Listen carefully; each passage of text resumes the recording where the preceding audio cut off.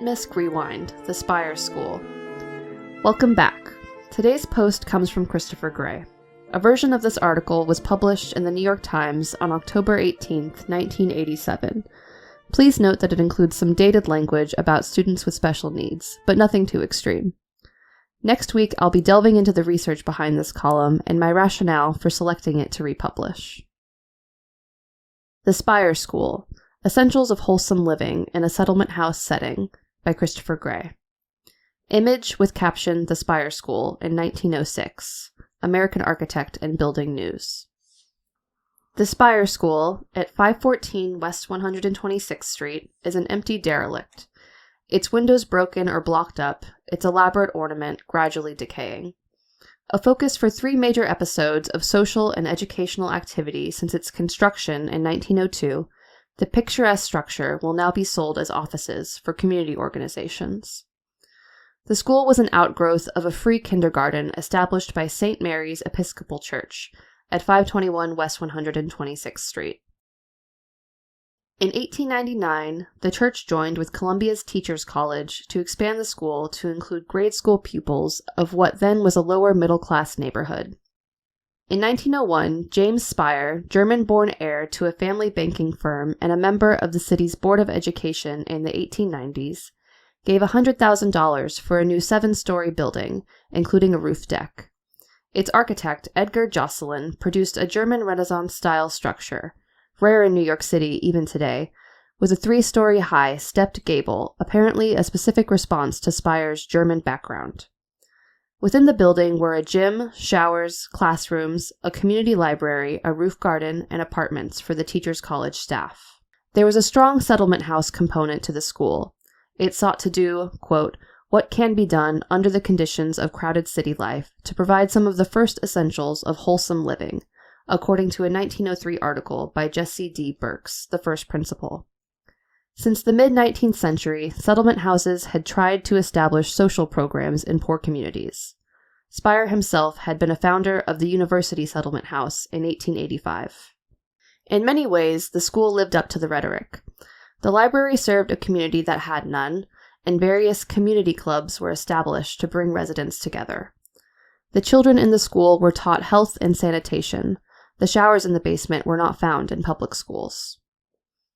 There was also an emphasis on outdoor activities on the roof, which included a garden, at a time when the playgrounds of most city schools were still in rear courtyards. The structure, which served about 260 pupils through the 8th grade, was open Monday through Saturday from 8 a.m. to 10 p.m. to accommodate community programs. By 1915, Teachers College changed its emphasis from elementary to secondary school education, and it permitted the city to use the building as an annex of Public School 43 on 129th Street and Amsterdam Avenue. In 1919, the college leased the building to the city.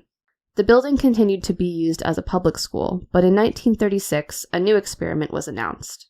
The building became PS 500, with a mix of 225 pupils, both the gifted and the backward.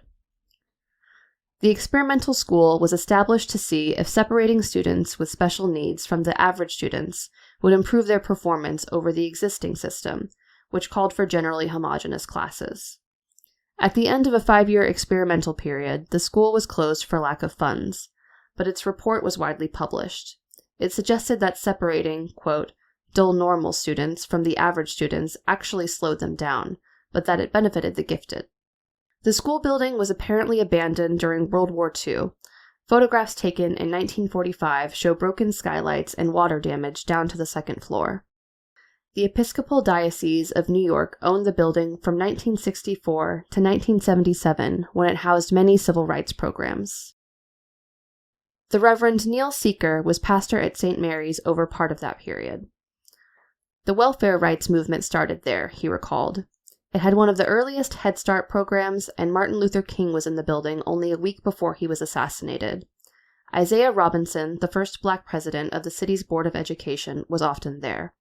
It was a center of social concern. But then the money dried up, and the diocese gave the building to the Paul Robeson Community Center, an umbrella group, in 1977. The center occupied it for a few years, but moved out when heating oil became too expensive, and it has been inactive for several years. Now the center's director, Babette Edwards, says she hopes to sell cooperative shares in the building to other community organizations, although how community organizations could afford to buy into a building and pay the carrying costs is not yet clear. Thank you again, and you'll hear from me soon.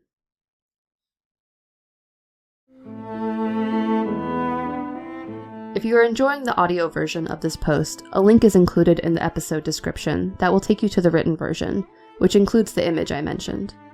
The music you hear at the beginning of this episode is Schubert's Arpeggione Sonata, performed by Hans Goldstein and Clinton Adams, provided by an EFF open audio license. Thank you to Jeff Kowalski for his assistance with audio editing.